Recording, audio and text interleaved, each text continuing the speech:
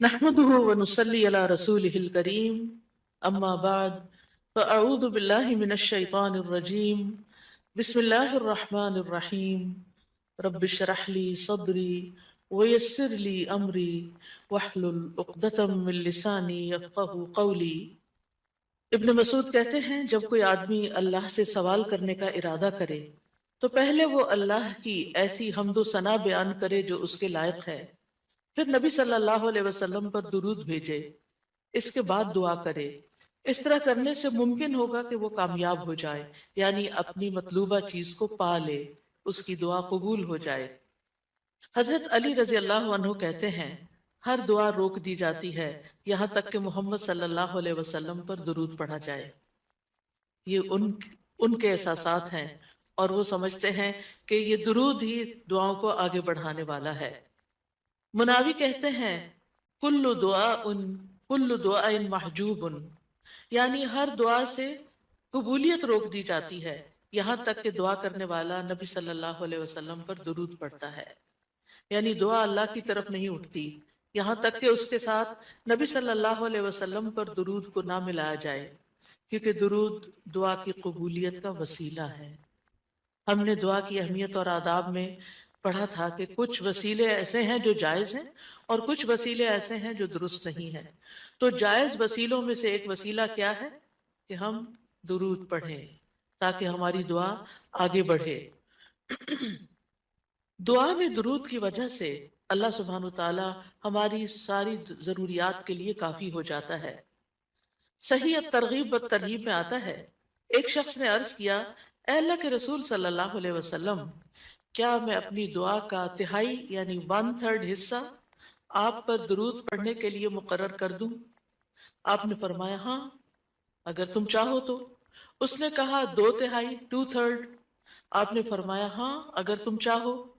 اس نے کہا اگر میں ساری دعا درود کے لیے مقرر کر دوں؟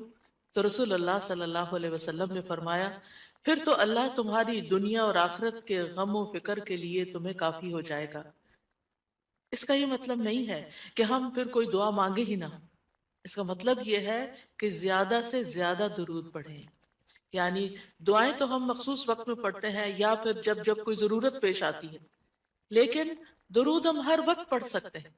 یعنی ہماری تمام روزانہ کی جو روٹین ہے، چلتے پھرتے اٹھتے بیٹھتے، کیونکہ کچھ لوگوں نے اس کے ساتھ بھی بڑی پابندیاں عائد کی ہوئی ہیں کہ اس بغیر وضو کے درود نہ پڑھا جائے، سر پہ دوپٹے کے بغیر درود نہ پڑھا جائے، راستے میں کہیں درود نہ پڑھے، ایسا کچھ نہیں ہے۔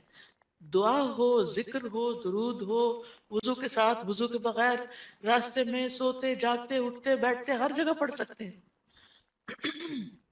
صرف یہ ہے کہ نماز جو ہے وہ وضو کے بغیر نہیں ہوتی، وہ پوری طرح سطر ڈھانکے بغیر نہیں ہوتی۔ آپ لمبی سے لمبی نماز پڑھ رہے ہیں لیکن آپ نے ایسا دوپٹہ اوڑا ہوا ہے کہ آپ کے بال جھلک رہے ہیں تو آپ کی نماز نہیں ہوگی، آپ کی محنت ضائع ہو جائے گی۔ لیکن درود شریف کے وقت اگر آپ کام کر رہے ہیں، مثلا کھانا پکا رہے ہیں اور آپ نے دوپٹہ اتار کے ایک طرف رکھا ہوا ہے کہ بار بار وہ بیچ میں اٹک رہا ہے، تو کوئی حرج نہیں، سر ننگا بھی ہے تو درود شریف پڑھ سکتے ہیں۔ تو درود شریف پڑھتے رہنے سے انسان کے سارے مسائل حل ہو جاتے ہیں، خاص طور پر اگر آپ کے دل پر بوجھ ہے، غم ہے، پریشانی ہے، تو درود ان چیزوں کو دور کرنے والا ہے، ان کا ازالہ کرنے والا ہے۔ یہ دنیا اور آخرت کی خیر کو جمع کرنے والا ہے، کیونکہ اللہ تعالیٰ جس کو غم اور فکر میں کافی ہو جائے تو ایسا شخص دنیا اور آخرت دونوں کی پریشانیوں سے نکل جائے گا، کیونکہ نبی صلی اللہ علیہ وسلم نے درود کی فضیلت کیا بتائی کہ پھر اللہ تعالیٰ اس کو دنیا اور آخرت کے ہم و غم کے لیے کافی ہو جائے گا، یعنی پھر سارے معاملات آپ کے اللہ کے سپرد ہو جائیں گے۔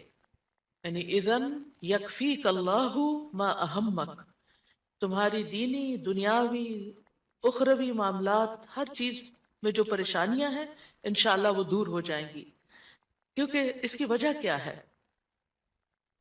اس کی وجہ یہ ہے کہ انسان اللہ سبحانہ وتعالیٰ کی طرف متوجہ ہوتا ہے اور ایک محسن کے احسانات کو یاد کرتا ہے۔ یعنی جیسے شکر نعمتوں کو بڑھاتا ہے نا، لَإِن شَكَرْتُمْ لَأَزِيدَنَّكُمْ، اگر تم نے شکر ادا کیا تو میں تمہیں کیا کروں گا؟ اور نعمتیں دوں گا۔ درود شریف کیا ہے؟ اگر آپ غور کریں تو درود کیا ہے؟ درود دراصل نبی صلی اللہ علیہ وسلم کے ہم پر جو احسانات ہیں کہ آپ نے ہمیں ایمان سے روشناس کیا، قرآن سے روشناس کیا، حکمت سے روشناس کیا، اور ہماری خاطر دعائیں کی، بے شمار احسانات ہیں نا آپ صلی اللہ علیہ وسلم۔ آج ہم آپ کو کیا بدلہ دے سکتے ہیں؟ کس شکل میں بدلہ دے سکتے ہیں؟ ہم آپ کے لیے کیا کر سکتے ہیں؟ ہمارے والدین ہمارے ساتھ احسان کرتے ہیں تو ہم ان کی خدمت کرتے ہیں، ہم ان کو کچھ پکا کے دے دیتے ہیں، ہم ان کو کچھ کھلا دیتے ہیں، ہم ان کو کچھ گفٹ دے دیتے ہیں، ہم ان کو یعنی مختلف طریقے سے ماں باپ کو خوش کرنے کی کوشش کرتے ہیں، چاہے انہیں ضرورت ہو یا نہ ہو۔ ہم سب ایسے ہی کرتے ہیں نا، یعنی ہم یہ تھوڑی دیکھتے ہیں کہ ان کو اس وقت ہمارے لاڈ پیار کی ضرورت ہے یا نہیں ہے، وہ دکھی ہیں، پریشان ہیں یا نہیں ہے۔ ہم اپنی محبت کا اظہار کسی نہ کسی شکل میں کرتے رہتے ہیں۔ وہ فوت ہو جاتے ہیں تو پھر کیا کرتے ہیں؟ پھر ان کو وزٹ نہیں کر سکتے، ان کو دیکھ نہیں سکتے، ان کو کچھ دے نہیں سکتے، انہیں کچھ کھلا پلا نہیں سکتے، پھر ہم ان کے لیے بس صرف دعائیں کرتے ہیں یا صدقہ خیرات کر دیتے ہیں۔ یہی چیزیں ان کو فائدہ دیتی ہیں۔ نبی صلی اللہ علیہ وسلم کے احسانات ہم پر سب انسانوں سے زیادہ ہیں، ہمارے ماں باپ سے بھی زیادہ ہیں ہم پر۔ اگر ہم سیرہ پڑھیں اور دیکھیں کہ آپ نے کتنے دکھ اٹھائے، کتنے غم اٹھائے، کتنی پریشانیوں سے گزرے، تو حیران ہو جاتا ہے انسان کہ اتنی بھی سچی خیرخواہی کسی انسان کے اندر ہو سکتی۔ النبی اولا بالمؤمنین من انفسہم، نبی تو تم پر تمہاری جانوں سے بھی زیادہ تمہارے قریب ہے، تمہارے مدد، تمہارے لیے مہربان ہے۔ یعنی ہم اپنی جانوں کے بارے میں اتنے فکر مند نہیں ہوتے، ہم اپنے آپ کو خود جہنم کی آگ سے بچانے کے لیے وہ فکر نہیں کرتے جتنی فکر ہمارے نبی صلی اللہ علیہ وسلم نے ہمارے لیے کی۔ تو ان کے احسانات کا بدلہ کیسے دیں گے ہم ان کے لیے کیا کریں گے؟ ہم ان کے لیے درود پڑھیں گے۔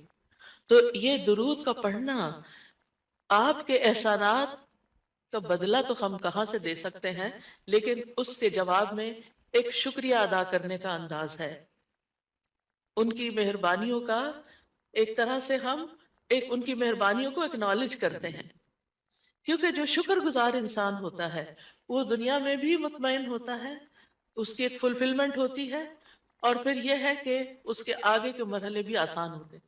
وہ جس کے ساتھ بھی معاملہ کرتا ہے، جس کے ساتھ بھی شکر گزاری کا معاملہ کرتا ہے، عام انسانوں کے ساتھ بھی، تو وہ ان کا محبوب بن جاتا ہے۔ تو جب ہم اللہ تعالیٰ کا شکر ادا کرتے ہیں تو کیا ہم اللہ کے محبوب نہیں ہوں گے؟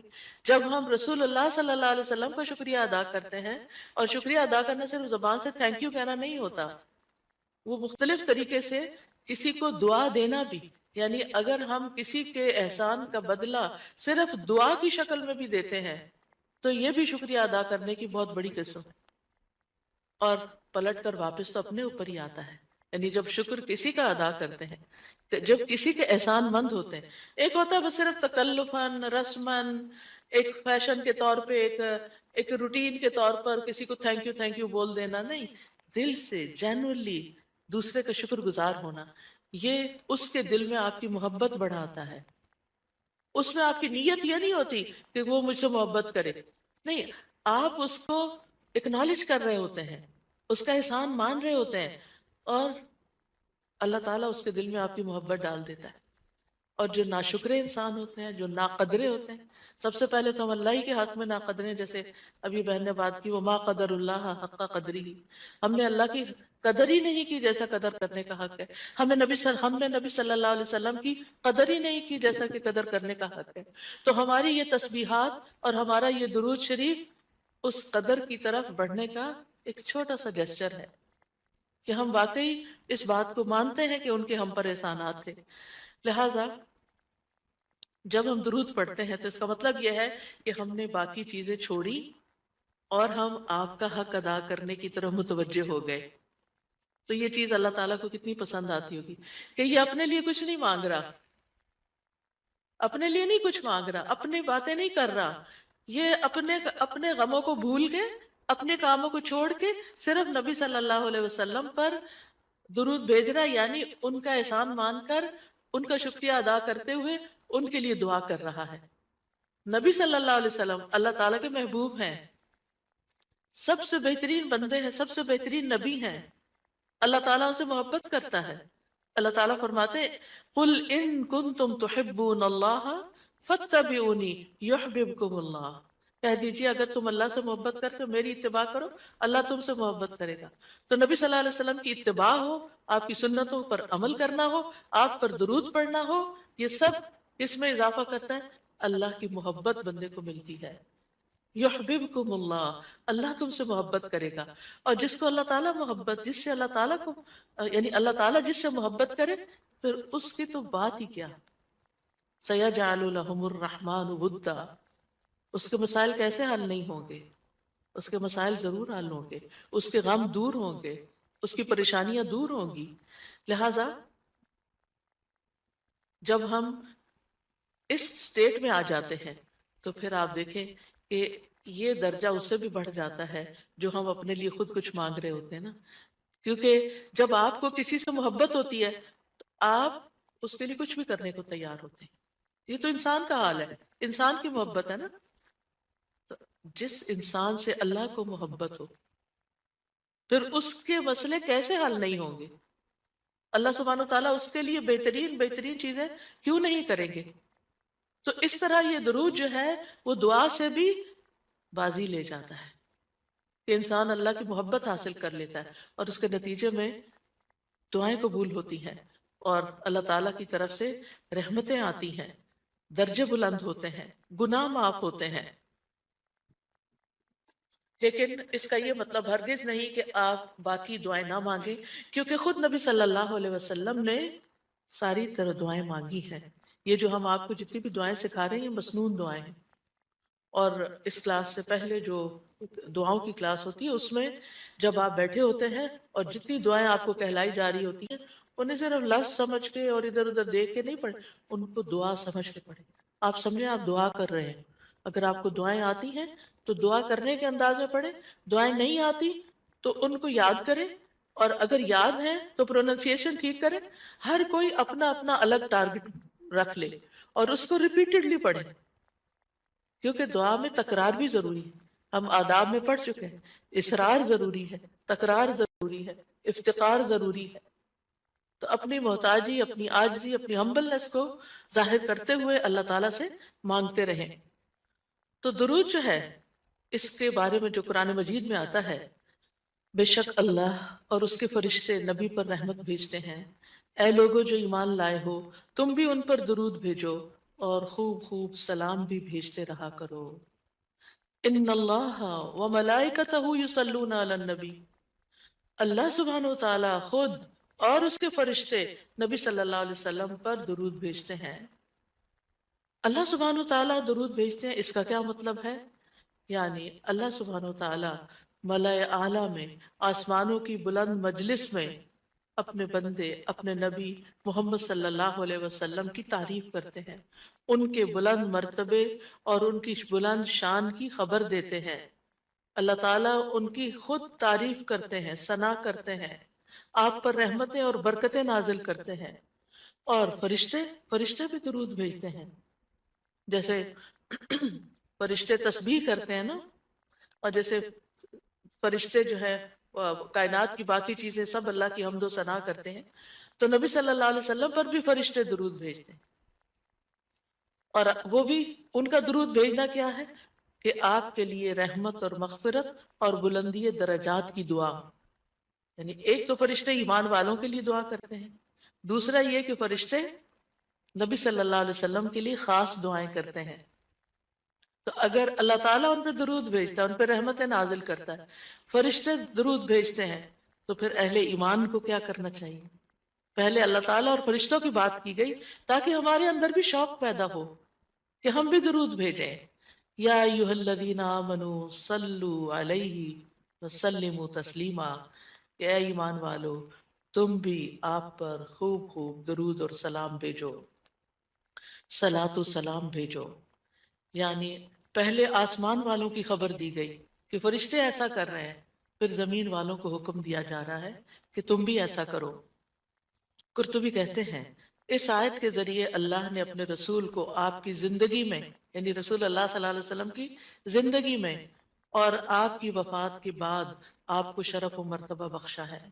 اور آپ کے مقام اور مرتبے کو بیان کیا ہے کہ آپ کا کیا مقام ہے، تاکہ ہم ایمان والے اس مقام کو سمجھیں۔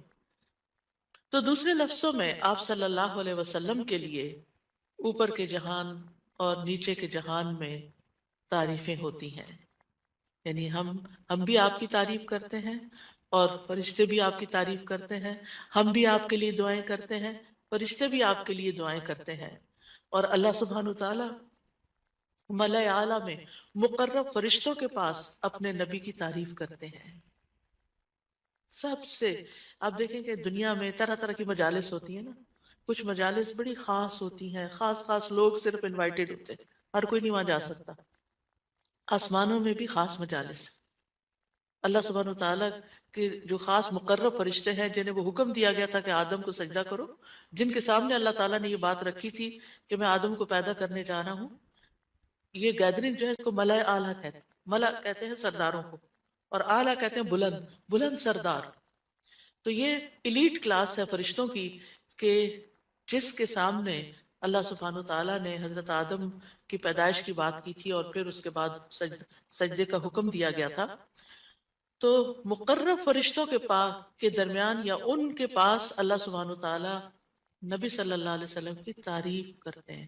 ذرا سوچئے، امیجن کیجئے فرشتوں کی مجلس، یعنی جو بلند مرتبہ، یعنی ویسے تو کوئی فرشتہ اللہ کی نافرمانی نہیں کرتا، ہر فرشتہ اطاعت گزار ہے، ہر فرشتہ اللہ کی بات مان، یفعلون ما یؤمرون، لپکتے ہیں، دوڑتے ہیں، بھاگتے ہیں، تیز بھاگتے ہیں ایک دوسرے سے، فالسابقات سبقا، ایک دوسرے سے سبقت لے جاتے ہیں اللہ کا حکم ماننے میں، یعنی فرشتوں کا یہ حال ہے۔ لیکن ان کی کیٹیگریز ہیں۔ سورۃ فاطر کے شروع میں کیا آتا ہے؟ جاعل الملائکۃ رسلا اولی اجنحۃ مثنی وثلاث ورباع ویزید فی الخلق ما یشاء۔ دو پروں والے فرشتے بھی ہیں، تین والے بھی ہیں، چار والے بھی ہیں، اور پھر اللہ جتنی چاہتا ہے بڑھا دیتا ہے۔ جبریل علیہ السلام کے تو 600 پر ہیں۔ سوچئے کیا کیا کیفیت ہوگی ان کی۔ اور پھر جو حاملین عرش فرشتے ہیں، ان کی کندھے سے لے کے یہاں کان کی لو تک 700 سال کا فاصلہ ہے، اتنا عرصہ کوئی سفر کرتا رہے۔ اب آپ خود سوچیں کہ اتنے بڑے فرشتے ہیں وہ، ان کے سامنے اللہ سبحانہ و تعالی محمد صلی اللہ علیہ وسلم کی تعریف فرماتے ہیں۔ آپ کے مقام کا اندازہ کریں، کیا ہم نے قدر کی اپنے نبی کی؟ ہم کیا درود پڑھتے ہیں، ہم کیا تعریف کرتے ہیں، ہم کتنا جانتے ہیں آپ کو، ہم آپ کی سنت کو کیا سمجھتے ہیں؟ حدیث، یہ تو حدیث ہے، یہ قرآن تو نہیں ہے۔ استغفر اللہ، آپ نے دین کے مختلف چیزوں میں فرق کر دیا، جس کو خود رسول اللہ صلی اللہ علیہ وسلم دے کر گئے تھے، آپ کس راہ پہ چل پڑے؟ تو آپ سوچئے کہ اللہ کے رسول صلی اللہ علیہ وسلم کی تعریف وہاں ہو رہی، ہماری کوئی آ رہا گزرتا بھی کوئی ہماری تعریف کر دے نا تو ہم ایسے بھول جاتے ہیں کہ بڑی چیز ہو گئے، ہم پتہ نہیں کیا بن گئے ہیں، اس کو بھی بڑا بہت کچھ سمجھتے ہیں۔ کبھی فیس بک پہ لگاتے ہیں یہ فلاں نے ہماری تعریف کی ہے، کبھی کچھ کرتے ہیں، کبھی کچھ کرتے ہیں، تعریف۔ آپ سوچئے پھر ہم کیا ہے اور محمد صلی اللہ علیہ وسلم کیا ہے، جن کی تعریف اللہ تعالیٰ کر رہے ہیں اور وہ فرشتوں کی مجلس میں کر رہے ہیں، اس تعریف کا کیا کہنا؟ ایسے پیغمبر پر، ایسے نبی پر کیا ہم درود نہیں بھیجیں گے؟ کیا ہم ان کے لیے دعائیں نہیں کریں گے؟ اللہ سبحانہ وتعالیٰ سے ان کے لیے وسیلہ نہیں مانگیں گے؟ تو صلات کا جو لفظ ہے، صلات کا لفظ اس کے معنی میں رحمت بھی ہے، ذکر خیر بھی ہے، دعا بھی ہے۔ رحمت، ذکر خیر اور دعا۔ قاموس میں ہے الصلاة الدعاء والرحمت والاستغفار وحسن الثناء من اللہ عز وجل علی رسولہ صلی اللہ علیہ وسلم۔ صلاۃ سے مراد دعا، رحمت، استغفار اور اللہ عز وجل کی طرف سے اس کے رسول کی تعریف ہے، یعنی درود کا یہ مطلب ہے۔ یعنی اللہ تعالیٰ کی طرف سے صلات بھیجنے کا مطلب کیا ہے کہ اللہ تعالیٰ آپ سے راضی ہیں اور آپ پر رحمت نازل کرتے ہیں، ٹھیک ہے؟ یعنی اللہ تعالیٰ آپ پر درود بھیجتے ہیں، یعنی آپ پر رحمت نازل کرتے ہیں اور آپ کو آپ سے راضی ہیں۔ ابن قیم کہتے ہیں نبی صلی اللہ علیہ وسلم پر اللہ کے صلوات بھیجنے سے مراد اللہ سبحانہ تعالیٰ کا آپ کی تعریف کرنا ہے اور آپ کی دیکھ بھال کرنا ہے اور آپ کے شرف کو ظاہر کرنا ہے اور آپ کی فضیلت اور حرمت کو ثابت کرنا ہے۔ اور فرشتوں کے صلوات بھیجنے کا مطلب کہ وہ دعا کے معنی میں ہے کہ وہ نبی صلی اللہ علیہ وسلم کے لیے دعا مانگتے ہیں، اور یہ بھی ممکن ہے کہ وہ اللہ سبحانہ تعالیٰ کے ساتھ مل کر نبی صلی اللہ علیہ وسلم کی تعریف کرتے ہیں، کہ فرشتے بھی آپ کی تعریف کرتے ہیں۔ ابو عالیہ کہتے ہیں کہ معزز فرشتوں کا صلوات بھیجنا ان کا دعا کرنا ہے نبی صلی اللہ علیہ وسلم کے لیے۔ ابن عباس کہتے ہیں یصلون کا مطلب ہے وہ برکت کی دعا کرتے ہیں۔ یہ سارے معنی اس میں اختلاف نہیں ہے، یہ مختلف طریقے سے صلوات کے لفظ کو واضح کیا گیا، کیونکہ عام طور پر ہمیں لفظ درود کا بھی مطلب کوئی نہیں آتا ہوتا، یعنی کہ اگر کسی سے پوچھے درود کیا ہوتا ہے کچھ پتہ نہیں، بس ہوتا ہے درود۔ تو عربی میں درود نہیں کہتے، یہ فارسی کا لفظ ہے، عربی میں صلات کہتے ہیں، اور صلات میں یہ سارے معنی آ جاتے ہیں جو میں عرض کر رہی ہوں۔ اور امت کو کیا حکم ہے کہ وہ آپ کے لیے دعا بھی کریں اور آپ کے حکم کی تعظیم بھی کریں۔ آپ کے حکم کو، جو نبی صلی اللہ علیہ وسلم کا حکم ہے، اس کو سب کے حکم پر فوقیت دیں، اس کو بڑا سمجھیں۔ ایک طرف ماں باپ کا حکم، ایک طرف رسول اللہ صلی اللہ علیہ وسلم کا حکم۔ اگرچہ اللہ سبحانہ تعالیٰ نے ہمیں ماں باپ کے ساتھ احسان کا حکم دیا ہے، ان کی بات ماننے کے لیے بھی کہا ہے، لیکن ان کے مقابلے میں اگر رسول اللہ صلی اللہ علیہ وسلم آ جاتے ہیں تو پھر ہمیں رسول اللہ صلی اللہ علیہ وسلم کی بات کو فوقیت دینی ہے، ترجیح دینی ہے، اہمیت دینی ہے، کیونکہ وہ شخص مومن ہی نہیں ہو سکتا جس کو نبی صلی اللہ علیہ وسلم اس کے والدین، اولاد اور سب انسانوں سے زیادہ محبوب نہ ہو جائیں۔ یہ ایمان کا کرائیٹیریا ہے۔ سارے انسانوں، چاہے کوئی کتنے بڑے بڑے اسکالرز ہوں، سائنٹسٹ ہوں، ریسرچرز ہوں، چاند پہ جانے والے لوگ ہوں، جو مرضی ہوں، جہاں رسول اللہ صلی اللہ علیہ وسلم کی بات آ گئی، یہ بات سچی ہے۔ صدق اللہ و رسولہ، اللہ اور اس کے رسول نے سچ کہا ہے، صحیح اوتھینٹک حدیث سامنے آ گئی ہے، ایسا ہی کرنا چاہیے۔ ریسرچز کہتی ہیں شہد نہ کھایا جائے کیونکہ اس میں بہت سویٹنس ہے، نہیں قرآن کہتا ہے کہ شہد میں شفا ہے۔ نبی صلی اللہ علیہ وسلم نے تجربہ کروایا تھا ایک شخص کو، وہ شہد سے پہلے بیمار ہوا تھا اور پھر اسی سے ہی وہ ٹھیک ہوا تھا، جس کا پیٹ خراب ہوا تھا۔ ہمارا یقین ہے اگر شہد خالص ہے، شہد شہد ہے، کچھ اور نہیں، تو پھر اسی میں ہی شفا ہے۔ یہ ہو نہیں سکتا کہ جو بات قرآن کہہ دے اور جو بات نبی صلی اللہ علیہ وسلم کہہ دے پھر اس میں کوئی شک باقی رہے۔ کوئی شک نہیں، ہمیں اس شک کو دل سے نکالنا ہے۔ دو چیزیں ایمان میں خلل ڈالتی ہیں، شبہات اور شہوات، کیونکہ جب ہمارے اندر ڈاؤٹس آ جاتے ہیں نا کسی چیز کے بارے میں، تو پھر ہمارا یقین اٹھ جاتا ہے، پھر ہمارا عمل کمزور ہو جاتا ہے، اور اسی طرح جب ہماری خواہشات آگے آ جاتی ہیں تو پھر ہم لیزی ہو جاتے ہیں، ہم اپنی مرضی پسند کے محبوب کام کرنے لگتے ہیں اور دوسرے کاموں کو پیچھے کر دیتے ہیں، چاہے وہ ہمارے لیے زیادہ فائدے کی کیوں نہ ہو۔ ابن قیم کہتے ہیں ہمارا آپ پر صلوات بھیجنا یہ ہے کہ ہم اللہ تعالیٰ سے مطالبہ کرتے ہیں، ہم اللہ تعالیٰ سے دعا کرتے ہیں، اللہم، کہ اے اللہ ہمارے نبی کی اور بھی زیادہ تعریف کریں اور آپ کی فضیلت اور شرف کو ظاہر کریں اور آپ کی تکریم اور اپنی قربت کا آپ ان کے لیے اظہار کریں، یعنی اے اللہ تعالیٰ آپ ان کو اور زیادہ محبوب بنا لیں، اور زیادہ ان کو عزت دیں، اور زیادہ ان کے درجے بلند کریں۔ اور یہ سچے دل سے تو دعا اسی کی ہوگی نا جو نبی صلی اللہ علیہ وسلم سے محبت کرتا ہوگا اور آپ کی اہمیت کو جانتا ہوگا۔ ان لوگوں کو درود کیا درود ہوگا جو نبی صلی اللہ علیہ وسلم کو وہ عزت اور مقام دیتے ہی نہیں جو واقعی ان کا ہے، کیونکہ جب تک کسی سے محبت نہ ہو تو اس کے لیے اس درجے کی دعا بھی نہیں ہو سکتی، چاہے دن میں کوئی 10 دفعہ آپ سے کہنے میرے لیے دعا کرو، آپ کریں گے، لیکن اس پیار سے وہ دعا نہیں نکلے گی جس پیار سے وہ دعا نکلے گی جس سے آپ کے لیے محبت، وہ نہ بھی کہے تو آپ اس کے لیے دعائیں کرتے رہتے ہیں۔ اور پھر یہاں پر اس آیت میں صرف صلات کی بات نہیں بلکہ کیا فرمایا، وَسَلِّمُوا تَسْلِیمًا، सल्लिमु, आपको सलाम का तोहफा भी दें। सिर्फ सलात नहीं बल्कि सलाम भी करें।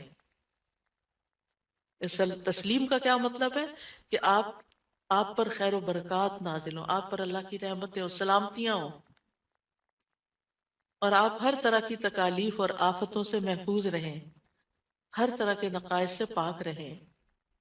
जब हम कहते हैं ना अल्लाहुम्मा सल्लि अला मुहम्मद, वो दुआ दरूद वैसे तो यूं पूरा पढ़ते हैं अल्लाहुम्मा सल्लि व सल्लिम अला नबीना मुहम्मद, तो इसका मतलब क्या है कि या अल्लाह मोहम्मद सल्लल्लाहु अलैहि वसल्लम के लिए आपकी दावत में, यानी आपने जो दावत दी लोगों को इस्लाम की तरफ, आपकी उम्मत में और आपके जिक्र खैर में हर तरह की सलामती लिख दे, हर तरह के नक्स से सलामती हो जाए। और इस तरह उम्मत आपके लिए जितनी दुआएं करती जा रही है, यानी जब से नबी सल्लल्लाहु अलैहि वसल्लम के बारे में ये आयत उतरी और जब से सहाबा कराम और फिर ताबईन तबा ताबईन और उम्मत के बाकी लोग इन सारी सदियों में आपके लिए ये दुआ कर रहे हैं, इन सारी दुआओं के इस दुरूद के नतीजे में आपका मकाम बुलंद होता जा रहा है, होता जा रहा है, होता जा रहा है। आप सोचिए कि अल्लाह सुब्हानहू व तआला कितना कदरदान है। नबी सल्लल्लाहु अलैहि वसल्लम ने अपनी 22 साल नबूवत की मुख्तसर जिंदगी में जो मेहनत की सो की, लेकिन उसका इनाम और सिला कितनी खूबसूरत शक्ल में अल्लाह ताला दे रहा है कि दुनिया में आपका नाम बुलंद कर रहा है और आपको बुलंदी अता कर रहा है, और आपके लिए सबको दुआ, सबसे दुआएं करने को कह रहा है। यानी दुरूद क्या है? नबी सल्लल्लाहु अलैहि वसल्लम के लिए दुआ, और वो दुआएं अल्लाह ताला कबूल भी करते जा रहे हैं, और उसके नतीजे में नबी सल्लल्लाहु अलैहि वसल्लम के दर्जात बुलंद होते चले जा रहे हैं। तो सोचिए, जो सुन्नत की पैरवी करेगा, जो आपके मिशन को आगे लेके बढ़ेगा, जो इखलास के साथ इस रास्ते को अपनाएगा, जो यही काम करेगा जो मोहम्मद सल्लल्लाहु अलैहि वसल्लम ने किए, जो आपका पैरोकार होगा, जो आपकी सुन्नत का मुत्तबे होगा, जो आपके इस मिशन यानी दीन की तबलीग के काम को आगे लेकर बढ़ेगा, क्या अल्लाह ताला उसको ऐसे ही छोड़ देंगे? क्या अल्लाह सुब्हानहू ताला उसकी कदर अफजाई नहीं करेंगे? हम सब इंसान किसी न किसी तरह दुनिया में बुलंदी चाहते हैं, कोई डिग्री के जरिए, कोई माल के जरिए, कोई किसी जरिए दूसरों से आगे निकलना चाहता है, बुलंद मर्तबा होना चाहता है। लेकिन इस रास्ते को छोड़ देते हैं, क्योंकि इस रास्ते को बज़ाहिर यूं लगता है कि इससे क्या मिलेगा, हमें इससे कौन सी बुलंदी मिल जाएगी। और इस तरह हम नबी सल्लल्लाहु अलैहि वसल्लम के तरीके कार को छोड़कर और तरीकों को इख्तियार करने लगते हैं। हम समझते हैं शायद उसमें ज्यादा खैर है, या उससे हमें ज्यादा भलाई या कोई बड़ाई मिल जाएगी। नहीं, असल बात यह है कि हमें जो इज्जत ये दीन दे सकता है, जो मर्तबों की बुलंदी, जो अल्लाह की रहमतें, जो खैर और लाजवाल नेमतें जिन्हें कभी खत्म नहीं होना, जो इस रास्ते से मिल सकती हैं, वो दुनिया में कोई और रास्ता है ही नहीं इन सब नेमतों को पाने का। फिर भी हम अपने दीन को हकीर समझते हैं और दीन की खिदमत को फारिग वक्त का काम समझते हैं, और पूरे खुशी और मोहब्बत और खुलूस के साथ ये काम नहीं करना चाहते। हमें जरूरत रहती है कि कोई और आए, धक्का स्टार्ट करे और फिर हम आगे बढ़े, कोई हमें मोटिवेट करे तो फिर हम कुछ करें। हम खुद से कुछ करने वाले नहीं। हम किस बात के इंतजार में हैं?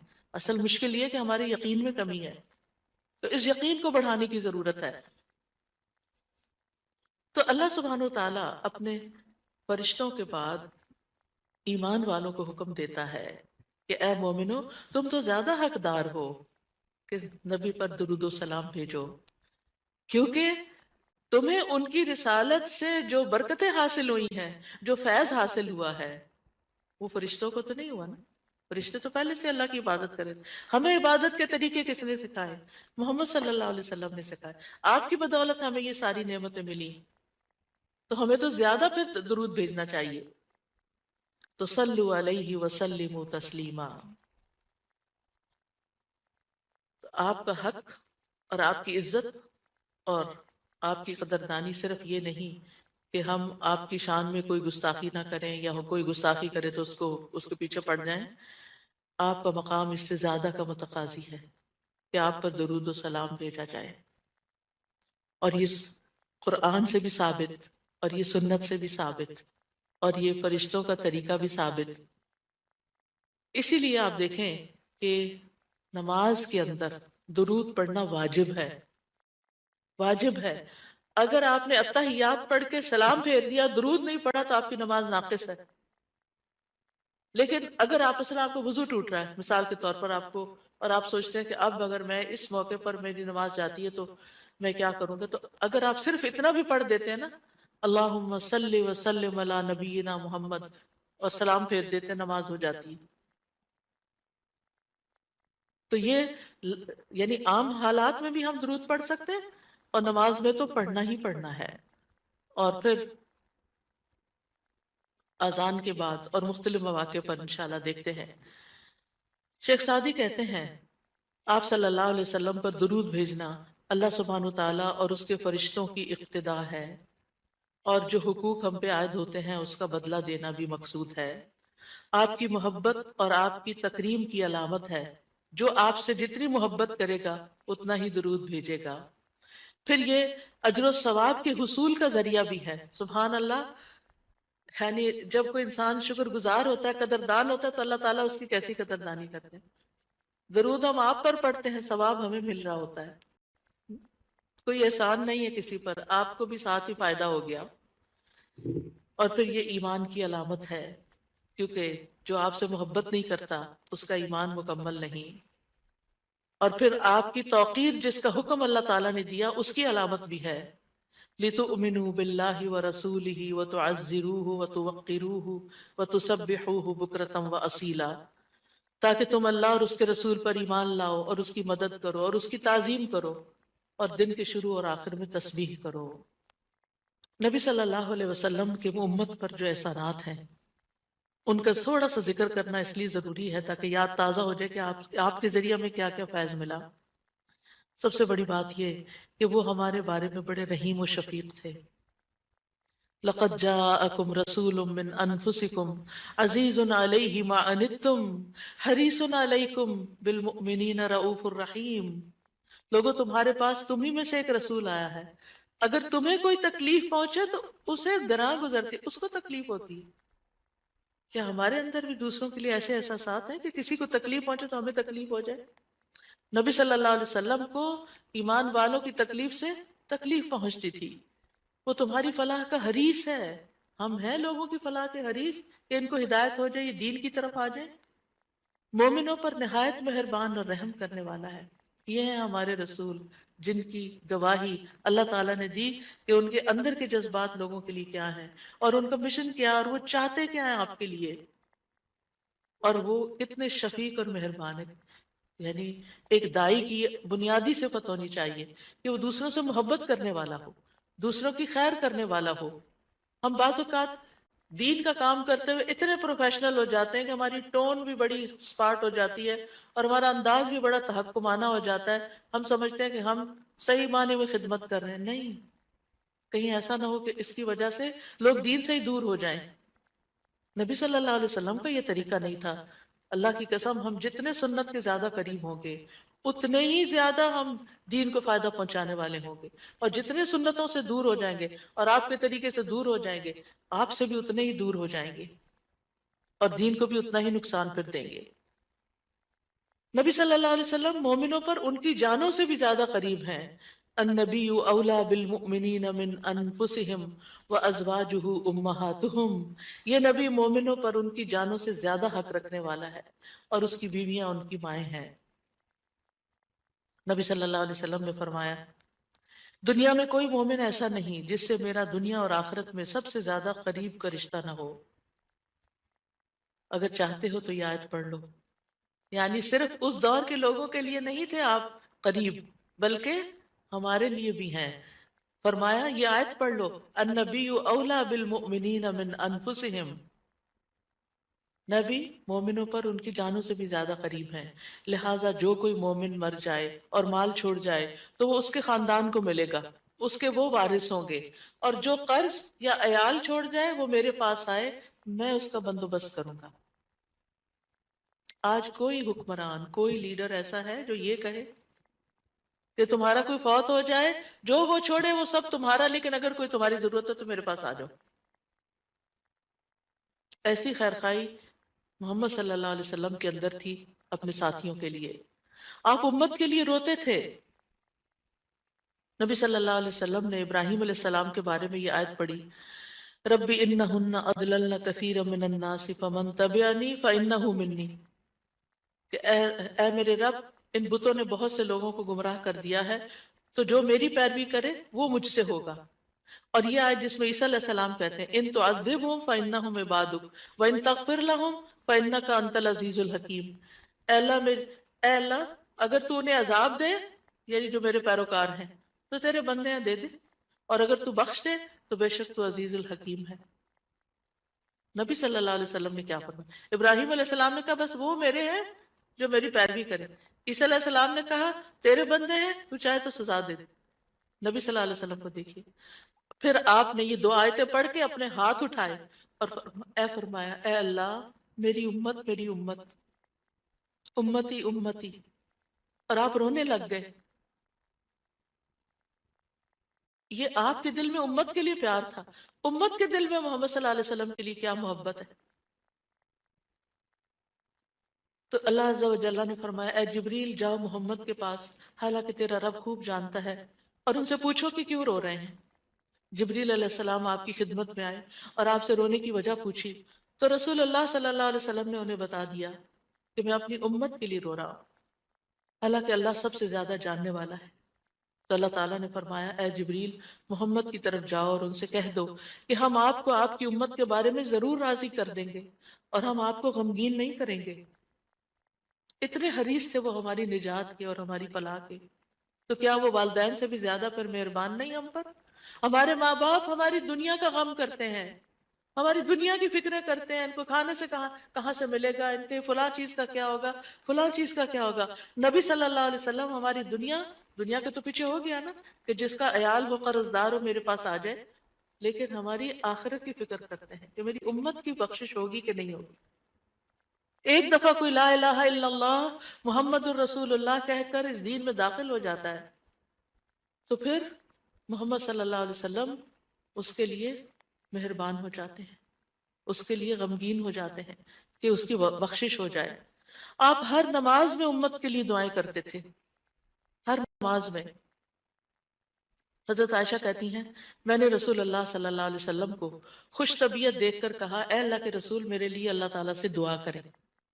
آپ نے فرمایا اللہم اغفر لعائشہ ما تقدم من ذنبها وما تأخر وما اسرت وما اعلنت، اے اللہ عائشہ کے سب گناہ بخش دے، جو اس نے پہلے کیے، جو بعد میں کیے، جو چھپا کے کیے، جو اعلانیہ کیے۔ خوشی سے حضرت عائشہ نے ہنسنا شروع کر دیا، یہاں تک کہ ہنستے ہنستے ان کا سر رسول اللہ صلی اللہ علیہ وسلم کی گود میں جا پڑا۔ آپ نے پوچھا کیا تمہیں میری دعا نے خوش کر دیا؟ انہوں نے کہا بھلا مجھے کیا ہے کہ آپ کی دعا خوش نہ کرے، آپ کی دعا سے ہی خوش ہوئی ہوں۔ آپ نے فرمایا اللہ کی قسم میں ہر نماز میں اپنی امت کے لیے یہ دعا کرتا ہوں۔ یہ احسانات ہیں آپ کے ہم پر، اور آپ نے اپنی مقبول ترین دعا جو تھی اپنی امت کے لیے محفوظ کر لی۔ نبی صلی اللہ علیہ وسلم نے فرمایا مجھ سے کہا گیا آپ مانگے، کیونکہ ہر نبی نے مانگا ہے، ہر نبی کو ایک مقبول دعا دی گئی ہے کہ جو اللہ تعالیٰ ضرور قبول کرے گا، لیکن میں نے اپنا سوال قیامت کے دن کے لیے مؤخر کر دیا، ڈیلے کر دیا، وہاں جا کے مانگوں گا، اور وہ تمہارے لیے ہوگا، اور لا الہ الا اللہ کی گواہی دینے والے ہر شخص کے لیے ہوگا۔ ہمیں اگر اللہ تعالیٰ کی طرف سے یہ پیغام آئے کہ کوئی ایک دعا مانگ لو وہ ضرور قبول ہوگی، تو ہم تو جھٹ سے اپنے لیے کوئی دنیا کی دعا مانگ لیں گے جو جلد ختم بھی ہو جانے والی۔ اس سے آپ کی حکمت کا اندازہ لگائیں، اور ہمارے لیے آپ کی محبت کا اندازہ کریں۔ آپ کی وجہ سے امت کو شفاعت ملے گی۔ نبی صلی اللہ علیہ وسلم نے فرمایا مجھے 5 چیزیں ایسی دی گئیں جو مجھ سے پہلے کسی کو نہیں دی گئی، ان میں سے ایک مجھے شفاعت عطا کی گئی، یعنی نبی صلی اللہ علیہ وسلم کو شفاعت کا حق دیا گیا۔ نبی صلی اللہ علیہ وسلم امت کی شفاعت کی خاطر تمام رات فکر مند رہے۔ ابو ذر کہتے ہیں ایک مرتبہ رسول اللہ صلی اللہ علیہ وسلم نے نماز شروع کی اور ساری رات صبح تک ایک ہی آیت رکوع اور سجود میں پڑھتے رہے کہ اے اللہ اگر تو انہیں عذاب میں مبتلا کر دے تو یہ تیرے بندے ہیں، اور اگر تو انہیں معاف کر دے تو تو بڑا غالب حکمت والا ہے۔ جب صبح ہوئی تو میں نے عرض کیا یا رسول اللہ آپ ساری رات صبح تک رکوع اور سجود میں ایک ہی آیت پڑھتے رہے؟ آپ دیکھیے کہ وہ جو سوال اکثر آتا ہے نا کہ سجدے میں قرآنی دعا پڑھ سکتے ہیں یا نہیں، اس کا یہ جواب ہے، ٹھیک ہے؟ کہ قرآنی آیت جو دعا کی شکل میں ہو وہ پڑھ سکتے ہیں۔ آپ صلی اللہ علیہ وسلم نے فرمایا، میں اپنے رب سے اپنی امت کے لیے سفارش کا حق مانگ رہا تھا، یہ دعا کر کے امت کے لیے سفارش کا حق مانگ رہا تھا جو اللہ نے مجھے عطا کر دیا، اور انشاءاللہ یہ ہر اس شخص کو نصیب ہوگی جو اللہ کے ساتھ کسی کو شریک نہیں ٹھہراتا، شرک نہیں کرتا۔ ابن عباس کہتے ہیں رسول اللہ صلی اللہ علیہ وسلم نے فرمایا، اللہ نے میرے لیے میری امت کی غلطی اور بھول چوک اور جس پر ان کو مجبور کر دیا جائے اس سے درگزر فرمایا ہے، اور یہ بھی آپ کا ایک احسان ہے ہم پر۔ نبی صلی اللہ علیہ وسلم نے اپنی امت کو مشقت میں نہیں ڈالا، بس وہ کام سکھائے جو وہ کر سکتے تھے آسانی سے۔ آپ صلی اللہ علیہ وسلم نے فرمایا، اگر میری امت پر مشقت نہ ہوتی تو میں انہیں ہر نماز کے وقت وضو کرنے کا حکم دیتا، یعنی چاہے وضو ہوتا پھر بھی دوبارہ حکم دیتا، لیکن اگر وضو ہے تو دوبارہ نہ بھی کرو، یہ آسانی دیا آپ نے۔ آپ اپنی امتیوں کو آگ سے بچانے کی شدید حرص رکھتے تھے۔ نبی صلی اللہ علیہ وسلم نے ایک مرتبہ فرمایا، میری مثال اور لوگوں کی مثال اس شخص کی طرح ہے جس نے آگ روشن کی، جب اس کے چاروں طرف روشنی پھیل گئی تو پروانے اور کیڑے مکوڑے جو آگ پہ گرتے ہیں اس میں گرنے لگے۔ وہ آدمی ان کو آگ سے دور کرتا ہے لیکن وہ اس کے قابو میں نہیں آتے بلکہ آگ میں داخل ہو جاتے ہیں۔ اسی طرح میں تمہاری کمروں سے پکڑ پکڑ کر تمہیں آگ سے روکتا ہوں اور تم اس میں گرتے جاتے ہو، یعنی میں تمہیں روکتا ہوں کہ وہ غلط کام نہیں کرو کہ جو آگ کی طرف لے جانے والے ہیں، اور تم رک نہیں رہے۔ اسی طرح آپ صلی اللہ علیہ وسلم نے اپنے بعد آنے والے امتیوں کے لیے بھی محبت کا اظہار کیا ہے۔ حدیث میں آتا ہے، آپ نے فرمایا، کاش میں اپنے بھائیوں سے مل پاتا۔ نبی صلی اللہ علیہ وسلم نے کہ صحابہ نے عرض کیا، کیا ہم آپ کے بھائی نہیں؟ آپ نے فرمایا، تم میرے صحابہ ہو، میرے بھائی وہ لوگ ہیں جو مجھ پر ایمان لائے ہوں گے لیکن میری زیارت نہ کر سکے ہوں گے، یعنی میرے آپ کے بعد دنیا میں آئے ہیں۔ پھر یہ ہے کہ درود شریف پڑھنے کے فائدے کیا ہیں؟ یہ تو تھا کہ آپ کے احسانات ہیں ہم پر، لہٰذا ہمیں انسان ہونے کی حیثیت سے ہمارے اوپر لازم ہے کہ احسان کا بدلہ چکائے اور ہم آپ پر درود پڑھیں۔ لیکن ویسے آپ فائدے کیا ہیں؟ ایک بار درود بھیجنے پر 10 رحمتیں ملتی ہیں، صحیح مسلم کی روایت میں آتا ہے۔ سنن نسائی میں آتا ہے، جو شخص مجھ پر ایک مرتبہ درود بھیجے گا اللہ اس پر 10 مرتبہ رحمتیں نازل کرے گا، اس کے 10 گناہ معاف ہوں گے، اس کے 10 درجات بلند ہوں گے۔ ایک اور روایت میں آتا ہے، جو شخص میری امت میں مجھ پر اخلاص سے دل سے ایک بار درود پڑھے گا تو اللہ اس وجہ سے اس پر 10 رحمتیں بھیجے گا اور اس کی وجہ سے اس کے 10 درجے بلند فرمائے گا، اس کے لیے 10 نیکیاں لکھے گا، 10 گناہ معاف فرما دے گا۔ فائدے ہی فائدے، برکتیں ملیں گی۔ آپ نے فرمایا، مجھ پر درود بھیجا کرو کیونکہ مجھ پر درود بھیجنا تمہارے لیے باعث برکت ہے، اور میرے لیے اللہ سے وسیلہ کا بھی سوال کیا کرو، یعنی جو شخص درود بھیجتا ہے برکت اس پر آتی ہے۔ انسان کی ذات میں، عمل میں، عمر میں برکتیں آتی ہیں۔ امام ابن قیم نبی صلی اللہ علیہ وسلم کی ذات پر درود بھیجنے کے بارے میں کہتے ہیں، یہ درود بھیجنے والے شخص کی اپنی ذات کے لیے، اس کے عمل، اس کی عمر میں برکت کا سبب ہے، اس کی مصلحتوں اور ضرورتوں کے اسباب میں سے ہے، کیونکہ درود بھیجنے والا اپنے رب سے دعا کر رہا ہوتا ہے کہ اے اللہ آپ پر اور آپ کی آل پر برکت نازل کرے۔ تو جب ہم آل پر برکت کی بات کرتے ہیں تو ہم خود بھی بیچ میں سب آ جاتے ہیں اور یہ دعا قبول ہو جاتی ہے، اسی لیے بدلہ بھی اسی کی جنس سے ہوگا۔ ابن حجر کہتے ہیں کہ طاعون اور دیگر بڑی بڑی وبائی بیماریوں میں سب سے بڑھ کر ان کو دور کرنے والی چیزوں میں سے نبی صلی اللہ علیہ وسلم پر کثرت سے درود بھیجنا ہے۔ پینڈیمک میں، کووڈ-19 میں ہمیں سب سے زیادہ درود پڑھنا ہے۔ درود پڑھتے رہیں، کثرت سے پڑھتے رہیں، یہ وبائی امراض دور ہو جائیں گی۔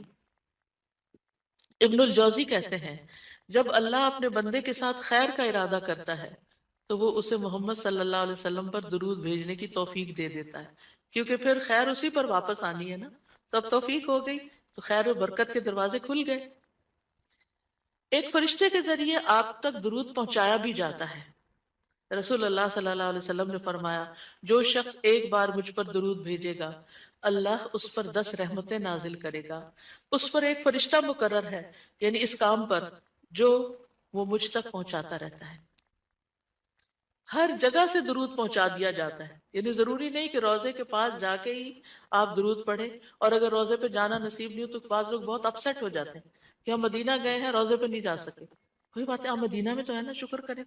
ہم شکر کرنا بھول جاتے ہیں، اور ہم وہ چیز جو نہیں ملی ساری اپنی ایفرٹ انرجی ادھر لگا دیتے ہیں اور اپنا وقت ضائع کر دیتے ہیں. کیونکہ میں یہ بات اس لیے کر رہی ہوں کہ رمضان میں بھی بہت سے لوگ عمرے پہ جائیں گے، اور آپ کو لیٹسٹ ریسٹرکشنز کا پتہ ہے کہ جب تک روزے کی بکنگ نہ ملے آپ وہاں نہیں جا سکتے. اب بعض لوگ اس پہ پریشان ہو کے بیٹھ جاتے ہیں.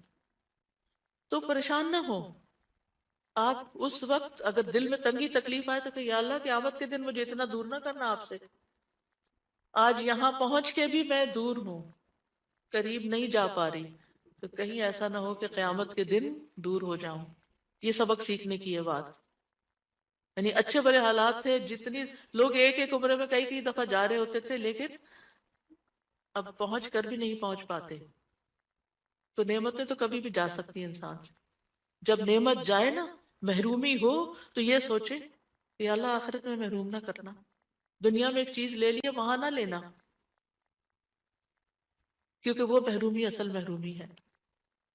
تو ایسے میں آپ دیکھیں کہ اگر آپ 20 میٹر دور بیٹھ کے بھی دروشی پڑھ رہے ہیں نا، مدینہ کے اندر پڑھ رہے ہیں، مکہ میں پڑھ رہے ہیں، کینیڈا میں پڑھ رہے ہیں، یہاں سے بھی آپ کو درود پہنچا دیا جاتا ہے.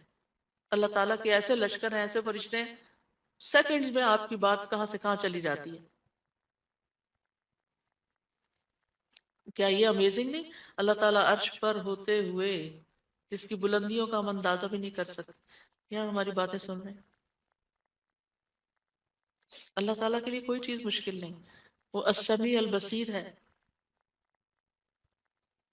رسول اللہ صلی اللہ علیہ وسلم نے فرمایا تم کہیں بھی ہو مجھ پر درود بھیجو، کیونکہ تمہارا درود مجھ تک پہنچ جاتا ہے.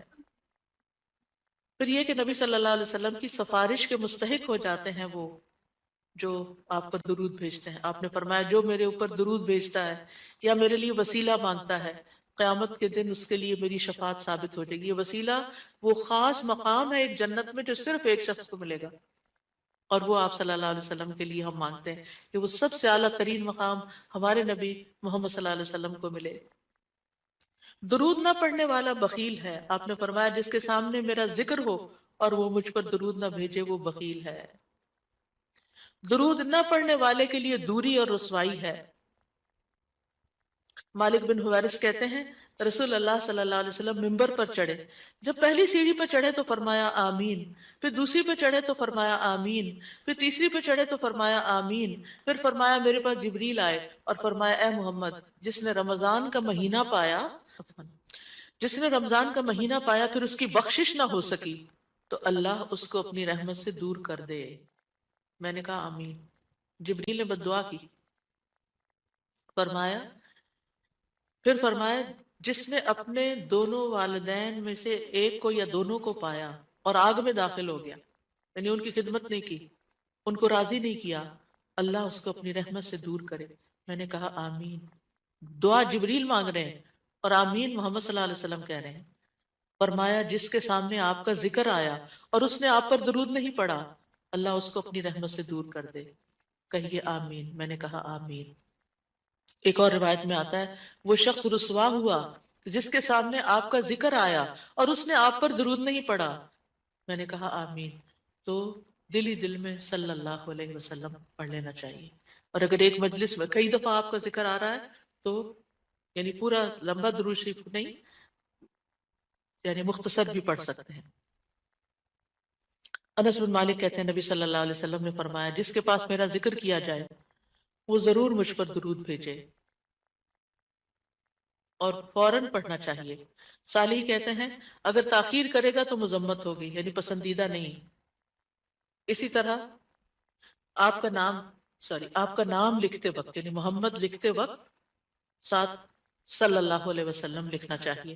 یہ آپ کی تعظیم کے تقاضوں میں سے ہے. سفیان ثوری کہتے ہیں اگر حدیث کے پڑھنے والے کو کوئی اور فائدہ نہ بھی ہو تو اس کو یہ فائدہ ضرور حاصل ہوتا ہے کہ وہ رسول اللہ صلی اللہ علیہ وسلم پر درود بھیجتا ہے. سبحانک اللہم و بحمدک اشہد ان لا الہ الا انت استغفرک و اتوب الیک. السلام علیکم و رحمت اللہ وبرکاتہ.